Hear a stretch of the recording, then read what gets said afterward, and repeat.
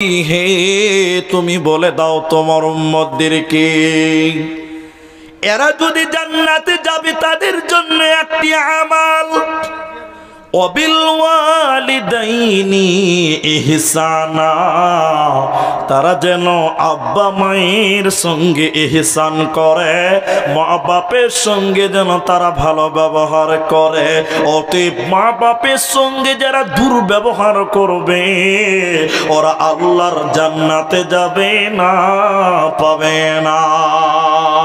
হযরত উমর যখন খলিফা নিযুক্ত হলেন একটা ছেলে ইয়ামান প্রদেশের বাড়ি ওই ছেলেটার বাবা বেঁচে ছিল না বুড়ি মা ছিল মা আমার বোন আমার বেটিরে আমার কান করে কথাটা শুনেলেন এই ছেলেটা মনে করলো আমি আল্লাহর ঘর জিয়ারত করব হজ করতে যাব কিন্তু তার বাবা বেঁচে ছিল না বুড়ি মা চোখে দেখতে পেত না এইরকম বিধবা মা তার ঘরে ছিল ছেলেটা হজের জন্য যাবতীয় প্রিপারেশন নেওয়ার পর ওই বুড়ি মায়ের কাছে দিয়ে বললেন মা আম্মু জান আমি আল্লাহর ঘর জিয়ারতে চললাম। বৃদ্ধা মা বুড়ি মা অন্ধা মা তখন বলতে লাগলো বেটা রে আমার জীবনে বড় আশা ছিল বেটা আমিও আল্লাহর ঘর জিয়ারতে যাব আমিও হজ করতে যাব রে বেটা আমাকে সঙ্গে করে নিয়ে এসো। সেই জামানায় গাড়ি ছিল না ট্রেন মোটর ছিল না এই ছেলেটা তার বুড়ি মাকে পিঠে করে নিয়ে হেঁটে হেঁটে এমান থেকে মক্কা এলো হজের যাবতীয় কাজ সমাপনী দেওয়ার পর আমিরুল মুমিনিন উমর খলিফাতুল মুসলিমিন হযরত উমরের কাছে এসে বললেন আমিরুল মুমিনিন আমি আমার মাকে এমান থেকে পিঠে করে নিয়ে মক্কা এলাম হজের যাবতীয় কাজ সাফা মারওয়া মুজদালিফা আরাফা মিনা হজের যাবতীয় কাজ সমাপনী দিলাম আমার মাকে পিঠে করে আমিরুল মুমিনিন আপনি বলুন আমি কি আমার মায়ের ঋণ শোধ করতে পারলাম আমি কি আমি মায়ের দুধের ঋণ শোধ করতে পারলাম। হযরত আমিরুল মুমিনিন তিনি রাগান্বিত হয়ে গেলেন গুসাতে রাগান্বিত হয়ে বললেন কি জবাব দিলে তুমি শোনো কি কথা বলছো তুমি শোনো শরীরের চামড়া কেটে কেটে যদি মায়ের জুতা বানিয়ে দাও শরীরের মাংস কেটে কেটে যদি মায়ের খাবার বানিয়ে দাও তবুও তুমি মায়ের দুধের ঋণ শোধ করতে পারবে না। এজন্য আল্লাহর নবী বলেন জান্নাত কোথায় রয়েছে তোমরা শোনো মা জান্নাতুকা হুমা নারুকা মা বাপ তোমার জান্নাত আর মা বাপ তোমার জাহান্নাম অতএব মা বাবার খিদমত করো ওদের উপর বিরক্ত বোধ হইও না না হলে জান্নাত হবে না পাবে না। আরে মা বাবার কথা মতন যে জন চলে না আল্লাহ নবীজির দয়া তারা পাবে না হায়রে আল্লাহ নবীজির দয়া তারা পাবে না। মা বাবার কথা মতন যে জন চলে না আল্লাহ নবীজির দয়া তারা পাবে না। এজন্য নবী বলেছেন ওই মা বাপ তোমার জান্নাত ওদের খিদমত করো যেদিন দুনিয়া ছেড়ে মা বাপ চলে যাবে বন্ধুরে সেদিন দুনিয়ার মহব্বতের প্রদীপটা নিমে যাবে আর মা মা বলে চিল্লিয়ে মরে গেলে মা বাপ পাওয়া যাবে না।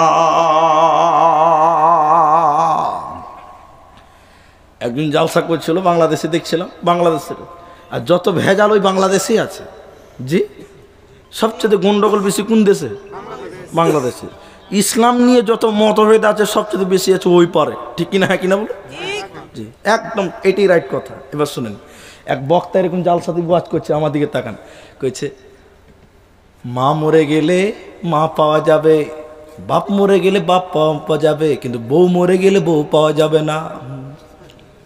আপনার কি মনে হয়েছে কথা ঠিক বলেছে তখন একজন বলছে ওই বেকুব আরেকজন বলছে ওই বেকুব তোর মা মরলে মা পেলি বাপ মরলে বাপ পেলি আর বউ পেলি না এটা কি করে বল ওই যে চাচা আমার যেদিন মা মরে গেল, আপনার স্ত্রী, এদিকে দিকে আপনারা কথা বলেন না, আমার কথা শুনুন। ওই যে এই বেকুব, কি করে তুই মা পেলি আর বাপ পেলি আর বউ পেলি না? তখন বলছে চাচা, যেদিন আমার মা মরে গেছিল আমি কাঁদছিলাম, তা আপনার স্ত্রী চাচি আমার মাথায় হাত দিয়ে বলছে কাঁদিস না রে, আজ থেকে আমি তোর মা। তো মা পেলাম কি পেলাম না? হ্যাঁ কিনা বলুন? তার কিছুদিন পর বাপ মরে গেল, তা আপনি তো আমার মাথায় হাত দিয়ে বলেছিলেন কাঁদিস রে বেটা, আমি তোর বাপ মনে করেলে, তো বাপ পেলাম কি না? চাচা, যেদিন বউ মরে গেল কেউ মাথায় হাত দিয়ে বললো না আমি তোর বউ? কেউ বলবে? সবাই বলবে? কেউ বলবে না। কিন্তু এটা উল্টা কথা, বউ পাওয়া যাবে, বউ পাওয়া যাবে, বাপ মা মরে গেলে মাও পাওয়া যাবে, কিন্তু নিজের মা পাবেন না। আল্লাহ নবী বললেন, আফসোস করে কাঁদতে কাঁদতে বলেছিলেন, উম্মত, আজকে যদি আমার মা আমিনা বেঁচে থাকতো রে, আমি নবী যদি নফল নামাজে থাকতাম, এমন সময় আমার মা আমিনা যদি পেছন দিক থেকে বলতো, ও বেটা মুহাম্মদ, আমি নফল নামাজকে ত্যাগ করে বলতাম, মা লাব্বাইক, তোমার মুহাম্মদ হাজির আছে, অতএব উম্মত রে,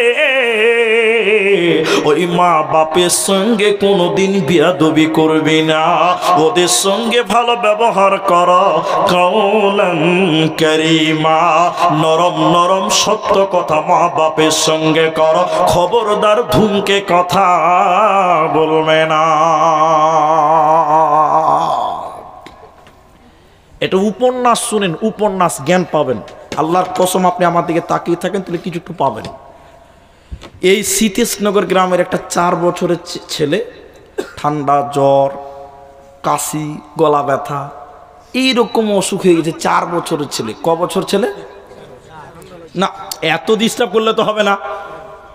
ও ভাই, বয়স হয়ে গেছে, আপনাদের এখনো বুদ্ধি হয়নি।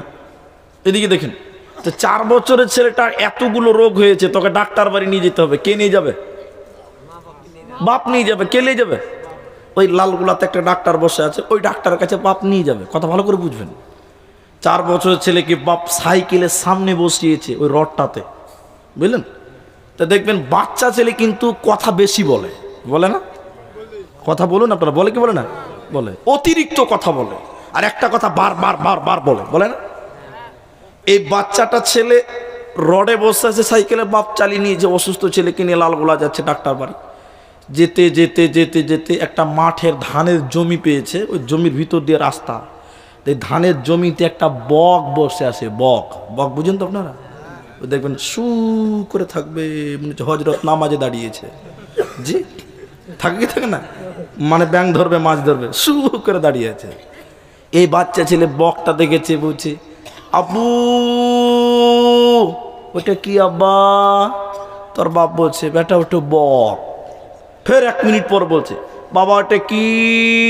তোর বাপ বলছে বেটা ওটা বক। ফের বলছে বাপু ওটা কি? বক। বাচ্চা ছেলে একটা কথা বারবার বারবার বারবার বলে কি বলে না? হ্যাঁ না বল। তো কবার জিজ্ঞাসা করেছে জানেন? 65 বার। কবার বলুন, সবাই বলুন। তো এইরকম একটা কাগজে লিখেছে বাপ, তো 4 বছর বয়সে তো ঠান্ডা, জ্বর, গা ব্যথা, গলা ব্যথা, সর্দি লেগেছিল, লালগোলা নিয়ে যাচ্ছিলাম সাইকেলে করে, রাস্তায় একটা বক দেখেছিলি, 65 বার জিজ্ঞাসা করেছিলি, আমি 65 বার উত্তর দিয়েছিলাম। লিখে আছে, এই কাগজটা বাপের পকেটে ভরা আছে, ভালো করে দেখেন কথাটা ভুল না হয়। এবার ছেলে 4 বছরেরটা 40 বছর হয়েছে, বাপ জোয়ান থাকবে না বুড়া হবে? বুড়া হয়ে গেছে, বুড়ার চোখে দেখতে পাই না, চেক বল ঢিল হয়ে গেছে, প্যারালাইসিস হয়েছে, ঠান্ডা জ্বর, বুড়া খালি হা হা হা এরকম করছে, বুড়া মানুষ। এই ছেলে কিন্তু বাপের দিকে তাকাচ্ছে না। এখন তাকায়? জোরে বলে তাকাচ্ছে? যখন খুব ঘেনা ঘেনা করে পাড়া প্রতিবেশী বলছে, তখন একদিন ছেলে থাকতে না পেরে রাগে একদম বাড়ি চলে যাবে, আর বুড়ি মা বলছে কি বলছে নিজেও জানে না, মানে এত রাগ, মানে বলছে তো আমার মাকে রেডি করে দে, আমি ডাক্তার বাড়ি নিয়ে যাব, লোকের কথাতে যেছে। হ্যাঁ কিনা বলুন? এবার বুড়ি মা কোনো রকম করে লুঙ্গিটা এরকম টেढ़া বেঁকা করে পড়ে দিল। বুড়া মানুষ, পালসার পেছনে বসেছে, বাপ কোনো রকম ঢুল তুলে দিয়েছে। আর আল্লাহর কারিশমা দেখেন, বুড়া মানুষও কিন্তু বেশি কথা বলে। হ্যাঁ কিনা বলুন? বুড়া মানুষ, আমার নানি আমার বাড়িতে আসলে খানুকা আমাকে ধরে ডাকতো, খানুকা ডাকবে, কোথায় আছি রে, বলো কি বলছো, ওই এমনি কোনো এমনি তো বুড়া মানুষও বেশি বকে বকে কয় না, বুড়া মানেই বাচ্চা, বাচ্চা মানেই বুড়া, কথা ভালো করে বুঝবেন, এটা উপন্যাস বলছি। এবার বুড়া বাপ মোটর সাইকেলে পেছনে যেতে যেতে যেতে ওই জায়গাতে একটা বক দেখতে পেয়েছে যে জায়গাতে ছেলে দেখেছিল, বুঝতে পারছেন? আর বাপের পকেটে কিন্তু মাল ভরা আছে, বুঝতে পারছেন? খাওয়া ভরা। এবার বুড়া এরকম করে টেরা করে দেখতে পেয়েছে, জমিরুল ওইটা কি রে বেটা? ফের তুমি বকছো, বললাম না চুপচাপ থাকবে গাড়িতে, একটা কথা বলতে পারবে না। তার বাপ খালি শুকনো ঢুক গেল, কিন্তু বুড়া মানুষ মনে থাকছে, ও তো মনে থাকতে পারছে না। ফের 30 সেকেন্ড পর বলছে, বেটা রে ওইটা কি রে? আবার কথা বলছো, তুমি মানা করলাম তাও। এটা বক, লক করে থাকো। হলো কবার হলো? বলুন বলুন। দুবার। বুড়া মানুষ মনে থাকে না। ফের 30 সেকেন্ড পর বলছে, বেটা রে ওটা কি রে? এইরকম বড় বড় দেখে বলছে, ওটা বক, চুপ করে থাকো। বাপ খানিক থুমড়ে গেছে, 3 বার হয়ে গেছে, আর বলতে পারছে না। কিন্তু বুড়া মানুষ, বাবা ভুলে যে মনে থাকে না। খানিকক্ষণ পর আবার বলছে, বেটা রে ওটা কি রে বেটা? সালা বুড়া বান বান বান বান করে তখন থেকে বকে চলেছে। হ্যাঁ, বাপের কোল যে সুদ্ধা শুকিয়ে গেছে। এদিকে দেখে নেবে। বাপ এবার পকেট থেকে কাগজটা বের করে বলছে, বাপু তোমার যেদিন 4 বছর ছিল, তোমাকে ঠান্ডা জ্বর সর্দি গলা ব্যথা হয়েছিল, একই রাস্তায় লাল গোলা নিয়ে যাচ্ছিলাম, শুধু পজিশন ছিল তুমি সাইকেলে, আমি আছি মোটর সাইকেলে। এই জায়গাতে তুমি একটা বক দেখেছিলা বেটা, সেদিন তোমার 4 বছর ছিল। ওই বক দেখে তুমি 1 বার 2 বার 3 বার নয়, 10 বার 20 বার 30 বার নয়, ওই সেদিন বক দেখে তুমি 4 বছরের বাচ্চা 65 বার জিজ্ঞাসা করেছিলা। আর সেদিন আমি তোমার বাপ 65 বার বিরতিহীন জবাব দিয়েছিলাম। ও বেটা রে, আজকে বুড়া হয়ে গেছি, 3 বারের পর 4র্থ বার সহ্য করতে পারছ না। বাপকে বিরক্ত মনে হচ্ছে রে বেটা। যেদিন তোমার 4 বছর ছিল, সেদিন আমি বাপ যদি বিরক্ত হয়ে যেতাম, আজকে এত বড় 40 বছর হতো না। অতএব 4 বছরে তোমার দাফন হয়ে যেত। পৃথিবীর যুবকেরা শুনে নাও, নওজোয়ানেরা শুনে নাও, যাদের বাপ বেঁচে আছে, মা বেঁচে আছে, মা বাপ কোনদিন বিরক্ত হয়নি। আজকে তুমি তাদের ব্যবহার বিরক্ত হয় না। তুমি যদি মা বাপের উপরে বিরক্ত হয়ে যাও, বিষ্ণু নবী বলেছেন, মা বাপ নারাজ হলে আল্লাহ নারাজ হয়ে যায়, আর মা বাপ রাজি হলে আল্লাহ রাজি হয়ে যায়। অতএব মা বাপকে কষ্ট দিও না। আজকে জালসা শুনে বাড়ি যাবে, তোমার মা দেখবে বাড়িতে বসে আছে তোমার জন্য। বেটা কখন আইলি রে বাপ? এত রাত করলি রে বাপ? মা দেখো তোমার জন্য বসে আছে। আপনি কলকাতা যাবেন মিস্ত্রি কাজ করতে, 15 দিন না যেতে বাপ খালি এখানে ওখানে আফসোস করছে, বেটাটা অনেক দিন হয়ে গেল। বাড়ি আসার সঙ্গে সঙ্গে বাপ তোমার কাছে দৌড়তে দৌড়তে এসে বলছে, বেটা কেমন আছো? শরীর স্বাস্থ্য ভালো আছে? যেদিন বাবা মরে যাবে রে, বাড়িতে ওই খবরটা নেওয়ার কেউ থাকবে না। আজ থেকে 4 বছর আগে বেলডাঙ্গাতে জালসা ছিলাম, জানুকিনগর বলে গ্রামে জালসা ছিলাম। বেলডাঙ্গা স্ট্যান্ডে জালসা করে দাঁড়িয়েছি, বাস ধরবো, দিনাজপুর যাবো জালসাতে। আমার আব্বা ফোন করলেন, বেটা কেমন আছো? দোকানি মানুষ ছিলেন আমার আব্বা, ব্যবসায়িক মানুষ ছিলেন আমার বাপ। খোঁজ খবর নিয়ে আমাকে বললো, সহি সালামতে থাকিও, নিজেকে কন্ট্রোল করে রাখিও, নিজের দেখাশোনা করিও। আমি বললাম, আব্বা আপনি ঘুমিয়ে যান, সারাদিন পরিশ্রম করেছেন। আমার আব্বা ঘুমিয়ে গেল। আমার আব্বা প্রতিদিন একবার রাতের বেলায় দোকান করে ফোন করে আমার খবর নিত। আজকে 4টা বছর বাপকে হারিয়েছি, একবার বাপের মতন করে ফোন করার মতন পৃথিবীতে কেউ নাই। আজকে বুঝতে পারছি বাপ কি জিনিস, বাপের অভাবটা কি। অতএব বন্ধুরে, তোমার বাপ যতদিন বেঁচে আছে তাদের মূল্যায়ন করো। বাবা মরে গেলে নিজের মাথার ছাতা মনে করবে হারিয়ে গেছে। এই জন্য আল্লাহ তাবারক ওয়া তাআলা বলেন, ও নবী হে তুমি বলে দাও, অবিল ওয়ালিদাইনি ইহসানা, তারা যেন আব্বা মায়ের সঙ্গে ইহসান করে, ভালো ব্যবহার করে, খবরদার ধুমকে কথা না বলে, না হলে কিন্তু জান্নাত পাবে না, মিলবে না, মিলবে না।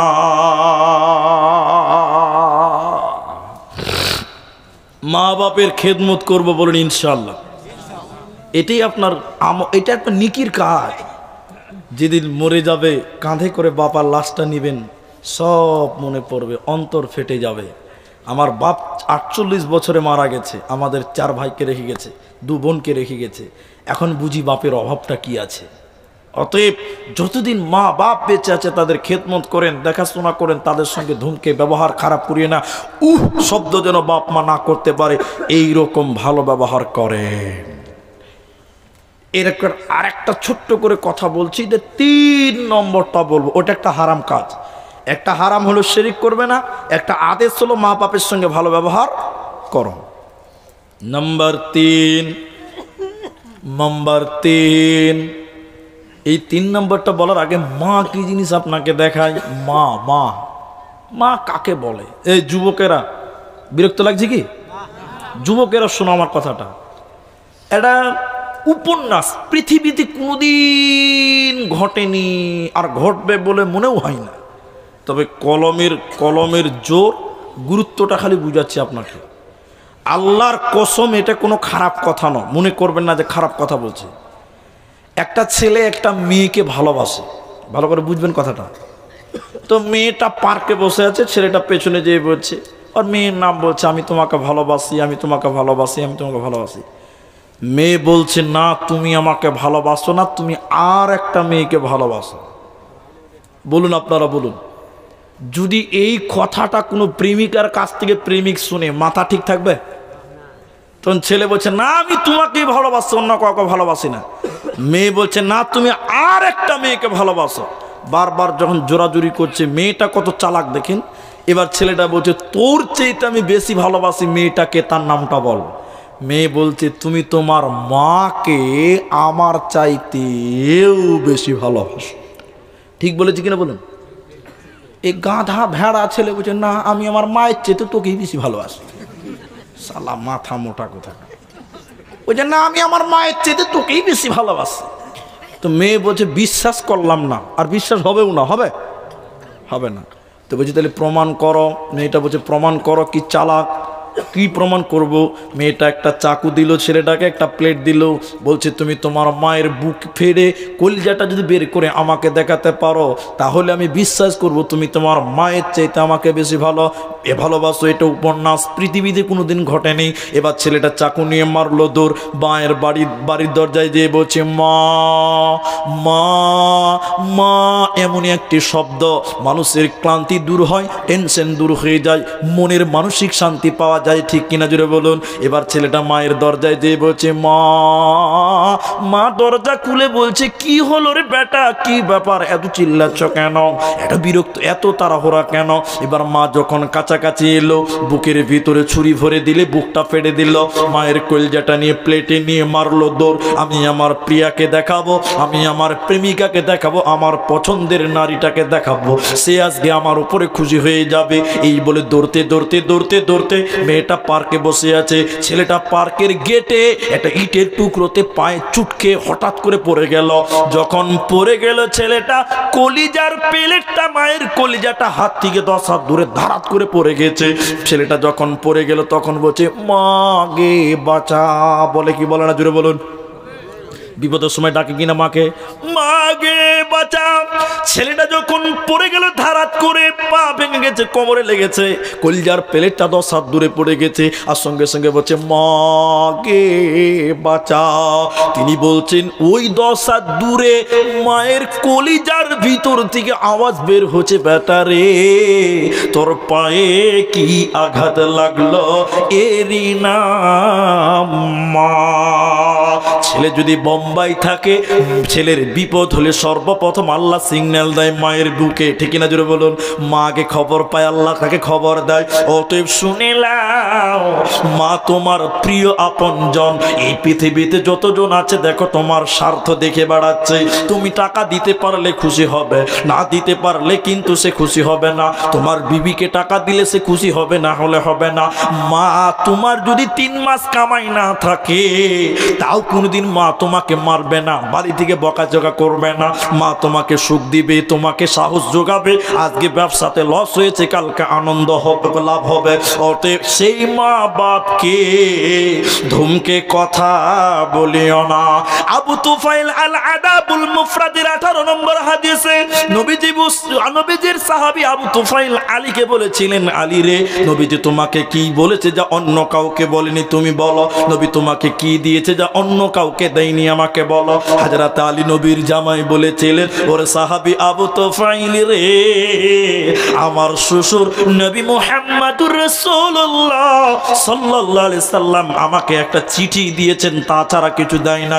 চিঠিতে কি লেখা আছে রে আবু তুফাইল, কি লেখা আছে রে আলী? হযরত আলী চিঠিটা বার করে দেখছেন, বিশ্বনবী চিঠিতে 4খানা কথা লিখেছে। ওর ভিতরে একটা হলো, আলী রে, বৃদ্ধ কিংবা বৃদ্ধা অবস্থায় যারা তার মা বাবাকে পেল, তাদের সেবা যত্ন করলো না, বাড়ি থেকে বের করে দিল, বৃদ্ধাশ্রমে বের করে দিল, বৃদ্ধাশ্রমে রেখে এলো, এই ছেলে মেয়ের উপরে স্বয়ং আল্লাহ লানত করেছেন, গজব নাজিল করেছে। এই ছেলে মেয়েরা আল্লাহর জান্নাতে যাবে না, পাবি না, পাবি না। কি করলি তুই ভবে এসে, মায়া জালে গেলি ফেসে, আজরাইল এসে ধরবে কোসে, কে বাঁচাবে তোর প্রাণ? ওরে মুসলমান তোরা হারাস না ঈমান, ওরে মুসলমান তোরা হারাস না ঈমান। যদি করিস না মাজরুজা, থাকবে না তোর পাপের বুঝা, মরণকালে পাবি রে তুই জান্নাতি আদার।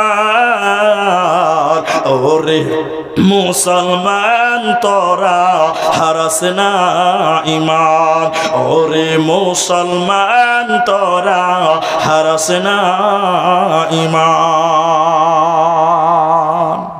নম্বর 3, আল্লাহ তাবারাক ওয়া তাআলা আবার হারাম করছেন। দেখেন আল্লাহ বলছেন, ওয়ালা তাকতুলু আওলাদাকুম মিন ইমলাক নাহনু নারযুকুকুম ওয়া ইয়াহুম।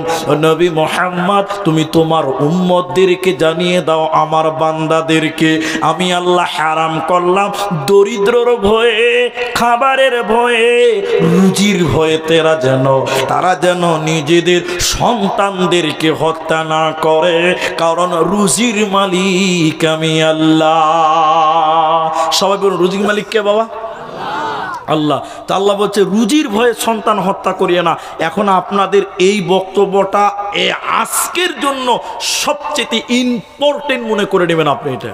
কারণ যারা বিয়ে করে ফেলেছেন, যারা বিয়ে করবেন, যাদের বিয়ে হয়ে গেছে, যারা বিয়ে বসবেন, নারী পুরুষ উভয়ের জন্য এই মাসলাটা ক্লিয়ার হওয়ার দরকার আছে।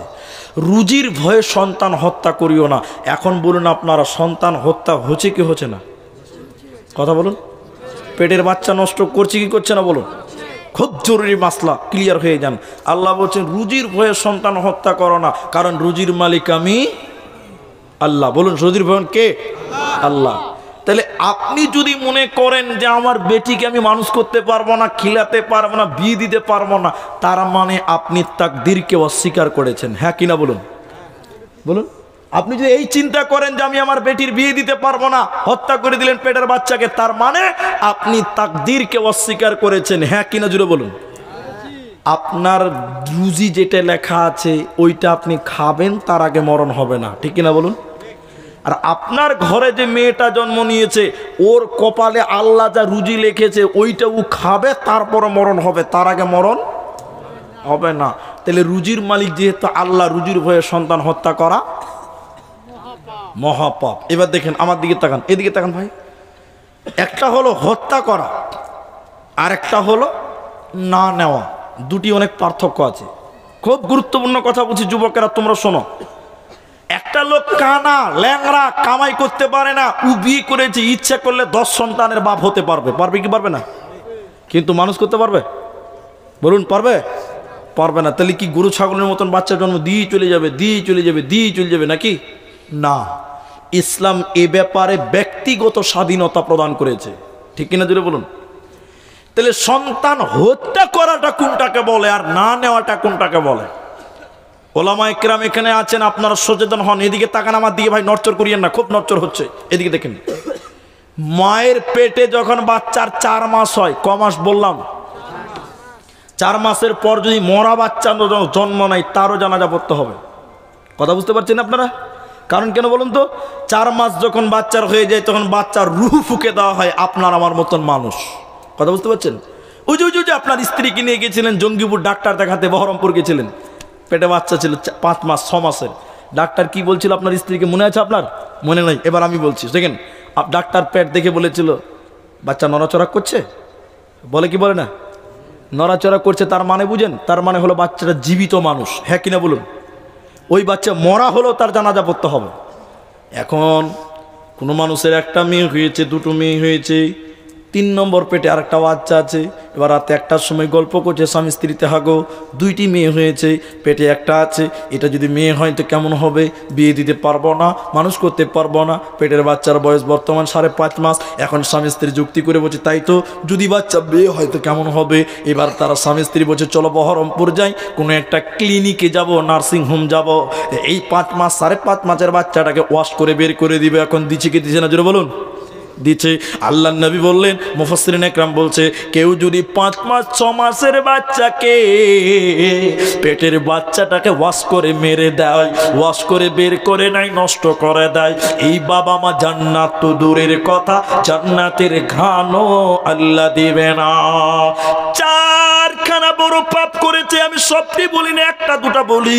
মানুষ হত্যা করা কবিরা গুনাহ, সেই পাপ বাপ মা করেছে, আল্লাহর কুদরতকে জবাই করে দিয়েছে, এজন্য তারা চিরকাল জাহান্নামে থাকতে হবে, এরা জান্নাত যাবে না, যাবে না। তাহলে বাচ্চা হত্যা করা যাবে না।